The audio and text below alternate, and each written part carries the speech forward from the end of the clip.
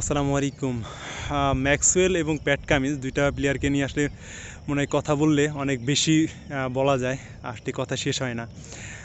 ম্যাক্সওয়েলকে নিয়ে যদি আমি একটু কথা বলি, সেটা হলো প্রথমত তার যে খেলার ধরনটা, ফুটওয়ার্কের কোনো বালাই নেই। সে ফুটওয়ার্ক ছাড়া যে খেলাটা দেয়, আমরা যদি এর আগে আফগানিস্তানের সাথে যে ম্যাচটা ছিল ওয়ার্ল্ড কাপের সময়, 201 রানের ক্যামিও 128 বলে অস্থির, মানে সে এক পায়ে খেলছে, আমরা সবাই জানি। সেখানে কোনো ফুটওয়ার্ক ছিল না, সে যেভাবে পারছে সেভাবে ব্যাটে বলে খেলছে।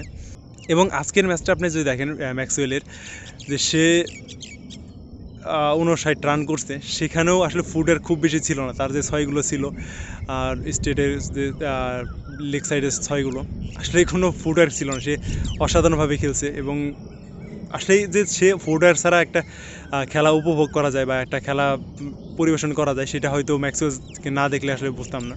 এবং প্যাট কামিন্স যে ব্যাপারটা, সেটা হলো তার, আপনারা যদি জানেন যে তার একটা নোক আসলে নাই, একটা ফিঙ্গারের অর্ধেক অংশ নাই, তারপরেও সে যেভাবে বল করে এবং ব্যাক টু ব্যাক আসলে যে হ্যাটট্রিকটা বা সর্বশেষ ম্যাচ বাংলাদেশের সাথে যে হ্যাটট্রিকটা করলো, এবং আজকের ম্যাচে আফগানিস্তানের সাথে যে হ্যাটট্রিকটা, এটা আসলে বলার মতো না।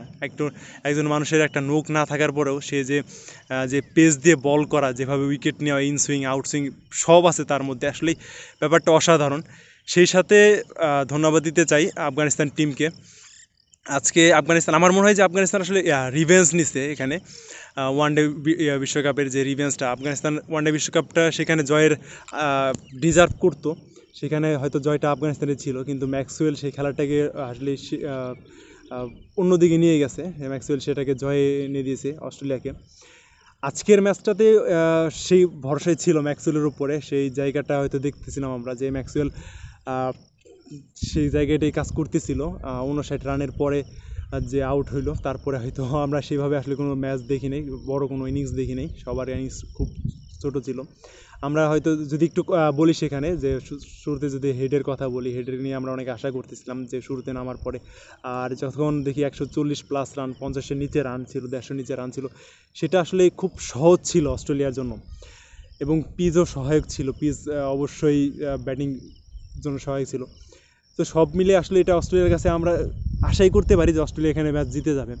সেখানে প্রথমে নামলো, ম্যাচ 3টা বল ফেস করার পরে আসলে বেশিক্ষণ টিকে থাকতে পারলো না।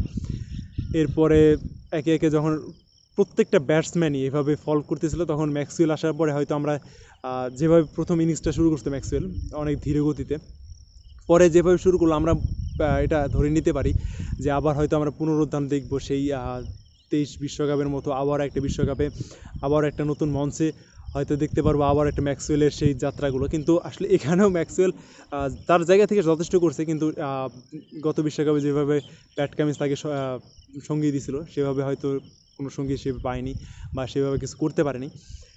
তবে দিন শেষে আসলে আফগানিস্তান যে খেলাটা আসলে খেলতেছে, যেভাবে যে মডার্ন ক্রিকেটে যে উন্নতিটা করতেছে, সেটা আসলে বলা বাহুল্য রাখে না, যে এখানে তারা ডে বাই ডে আপডেট হইতেছে। তো আসলে দেখার বিষয় যে আফগানিস্তান আসলে কত দূর যেতে পারে। এখানে আফগানিস্তানের জয়ের মাধ্যমে যে জিনিসটা হইলো, সেখানে হলো আমরা এখানে হয়তো এরপরে এই গ্রুপটাকে, ভারত, অস্ট্রেলিয়া, আফগানিস্তান এবং বাংলাদেশের যে গ্রুপটা, এই গ্রুপটাকে হয়তো আমরা সেমিফাইনাল দৌড়ে বাংলাদেশ হয়তো খুব বেশি তার আগাবে না। বাংলাদেশ হয়তো এরপরের ম্যাচটাতে বাদ পড়ে যেতে পারে, কারণ 2টা ম্যাচ হেরে গেছে। এরপর ম্যাচটা জিতলেও হয়তো খুব বেশি রান রেটে দৌড়ে মানে তারা যেতে পারবে না। বাকি যে 3টা দল, সেই 3টা দলের আসলে কিন্তু সেমিফাইনালে যাওয়ার যে দৌড়টা, সেটা কিন্তু একটা রান রেটের হিসাব করতে পারে। নেক্সট ম্যাচ অস্ট্রেলিয়া এবং ভারতের যে ম্যাচটা, সেই ম্যাচটা যদি অস্ট্রেলিয়া জয়লাভ করে এবং বাংলাদেশ এবং আফগানিস্তানের ম্যাচটা যদি আফগানিস্তান জয়লাভ করে, তাহলে 3টা দলেরই আপনার কি বলে পয়েন্ট হবে 4। সেক্ষেত্রে হয়তো রান রেটে যারা আগে থাকবে, সেখানে অস্ট্রেলিয়া বাদ পড়তে পারে, সেখানে ইন্ডিয়া বাদ পড়তে পারে, সেখানে বাদ পড়তে পারে আফগানিস্তান। তো জানি না আসলে কে বাদ পড়বে সেখানে, সেখানে একটা রান রেটের হিসাব করবে। তবে আমার মনে হয় না এই রান রেটের হিসাব কষার জন্য ইন্ডিয়া অবশ্যই অস্ট্রেলিয়াকে ছেড়ে কথা বলবে, কিংবা সেমিফাইনালে যাওয়ার জন্য আফগানিস্তান বাংলাদেশকে ছেড়ে কথা বলবে। যে যার জায়গা থেকে হয়তো সর্বোচ্চটা দিয়ে চেষ্টা করবে সেমিফাইনালে যাওয়ার জন্য। তো আপনার কাছে কী মনে হয় যে আজকের ম্যাচটার পরে আসলে এই সেমিফাইনাল যাওয়ার যে দৌড়টা বা সেমিফাইনালে যাওয়ার যে প্রতিযোগিতা, সেটা আপনার কাছে কী মনে হয়, সেটা অবশ্যই কমেন্টে জানাবেন। এবং আজকের খেলার কোন মুহূর্তটা আপনাকে ভালো লাগছে, সেই জিনিসটা অবশ্যই কমেন্টে জানাবেন। এবং কার 6টা বা কার উইকেটটা আপনার কেমন লাগছে এবং প্যাট কামিন্সের ব্যাক টু ব্যাক হ্যাটট্রিকটা আপনি কেমন লাগছে অবশ্যই কমেন্টে জানাবেন। ধন্যবাদ সবাইকে।